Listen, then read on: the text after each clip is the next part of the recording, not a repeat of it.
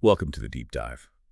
Today we're really going deep on some critical cybersecurity vulnerabilities that have been popping up recently. hmm We're talking about flaws impacting the kind of software that businesses just rely on constantly, communications platforms, server software. And the key thing here is these aren't just theoretical problems.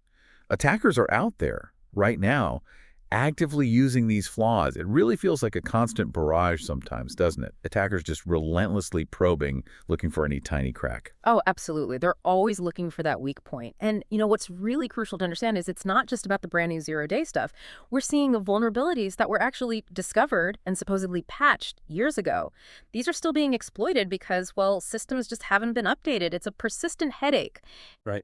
So for this deep dive, our mission is to really look closely at a couple of these specific critical vulnerabilities, the ones that agencies like CISA have been warning about. We want to unpack the tech side a bit, figure out how they actually work, what the real damage could be, and frankly, hammer home why keeping those systems patched is just more critical than ever. And just before we jump in, this deep dive is brought to you by Stonefly. They're leaders in enterprise storage, backup, disaster recovery, AI storage, and cloud solutions. So if you're looking for seriously secure, ransomware-proof storage, check them out. Stonefly offers air-gapped and immutable storage options. You can reach out to sales at stonefly.com to set up a demo. Okay, let's dive in. First up, this really interesting chain of vulnerabilities found in MitelLab. Now, this is a big platform, right? Used by all sorts of organizations, big companies, places with lots of remote workers. It handles chat, voice, video, file sharing, and it has this server-based voicemail thing called New Point Unified Messaging, or NPM. That's the one. And the story really kicks off with what seemed like a fairly standard, though critical, SQL injection flaw in that NPM part. That's CVE 2024-35286. Mitel got a patch out for it pretty fast back in May 2024.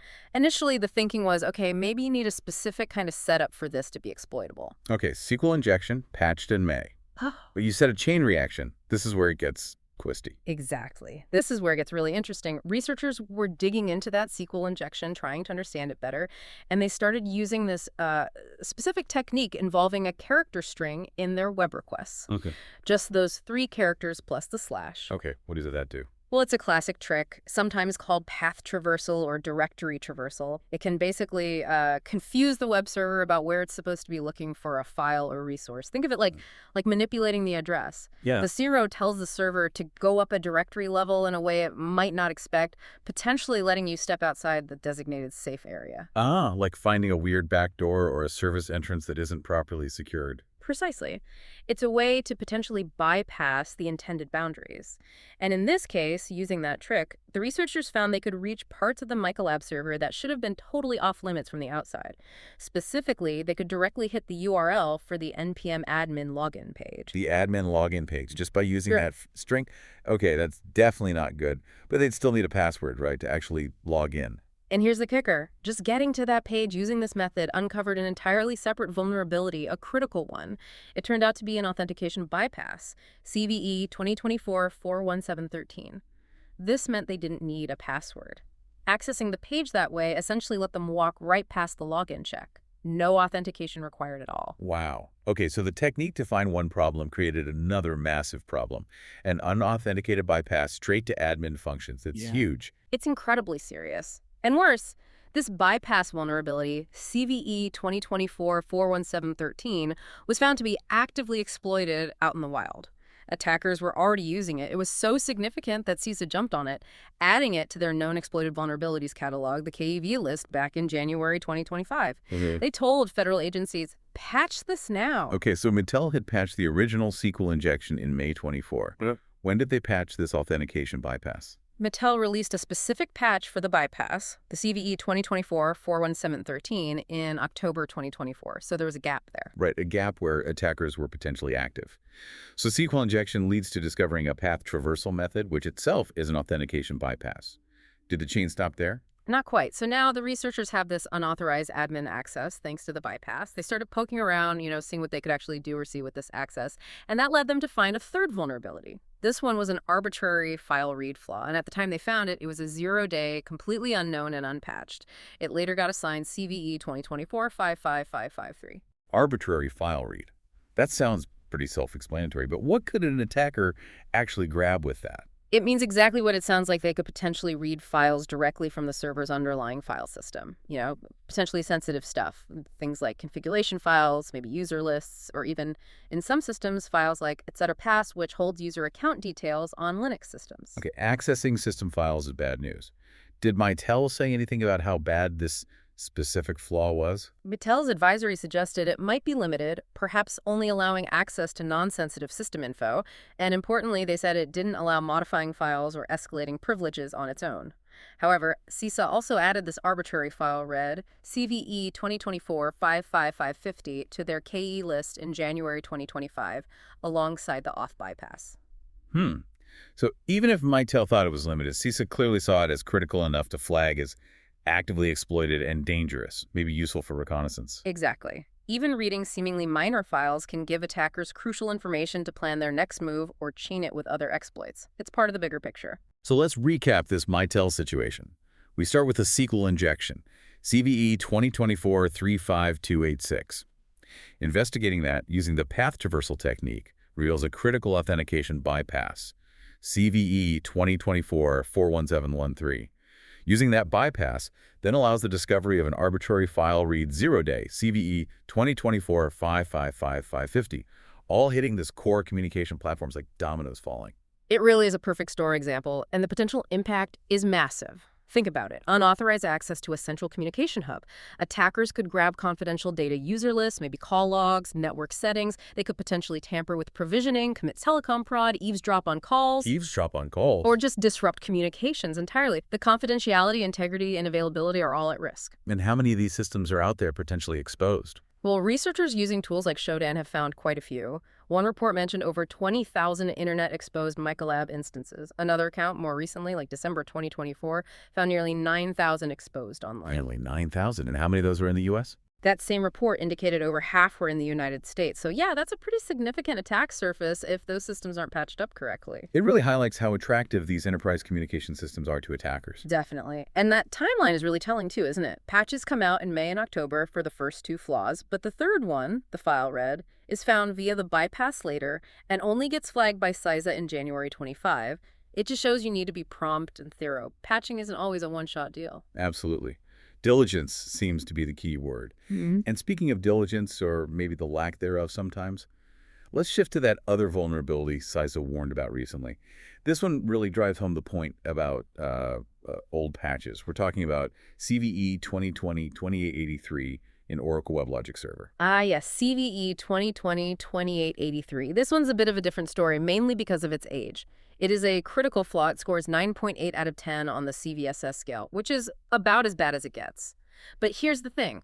Oracle patched this vulnerability way, way back in April 2020. April 2020. So over 4 years ago.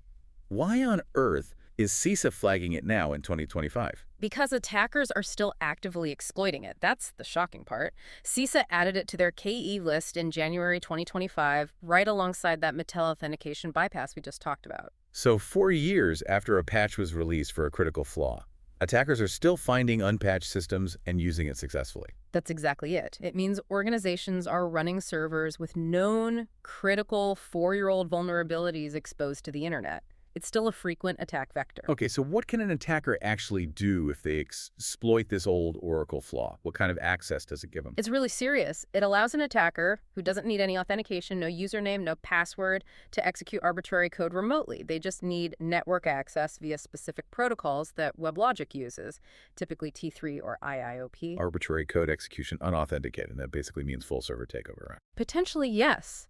They could run whatever commands they want on the vulnerable server, completely remotely. Take control, install malware, steal data, pivot deeper into the network. Man. And CISA specifically mentioned both this Oracle flaw and the middle ones together. Yeah, their alert called them out as frequent attack vectors posing significant risks.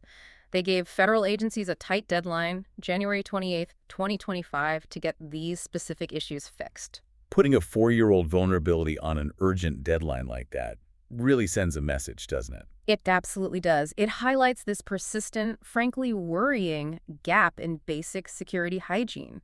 Patching critical infrastructure like application servers can't be an afterthought.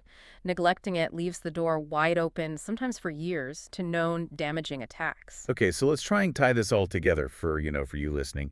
We've looked at the Mitel MiCollab chain reaction and this persistent Oracle WebLogic thread. What's the big picture here? What should people really take away from this? I think there are a couple of key things. First, the Mitel example really shows how complex systems can have these unexpected interactions. A seemingly contained flaw or even just a technique used for investigation like that trick can suddenly open up a much more critical pathway, like that authentication bypass. Right, it's not always just one single vulnerability in isolation. Attackers chain these things together. Exactly. And it highlights that security isn't just about fixing individual bugs, but understanding how the whole system fits together and where those less obvious weaknesses might lie.